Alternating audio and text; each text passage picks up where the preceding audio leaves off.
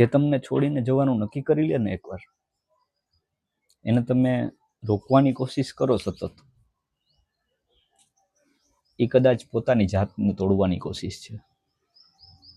એટલે એને જવા દો. એ જશે જ.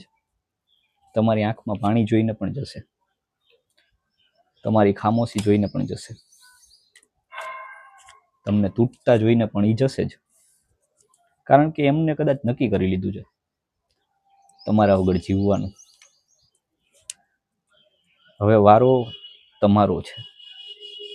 તમે પણ નક્કી કરી લો એમના વગર જીવવાનું. કોઈના ગયા પછી પોતાની જાતને ખુશ કરવું ને, કે પોતાની જાતને તૂટવા ના દેવું, ખુદને સંભાળી લેવું,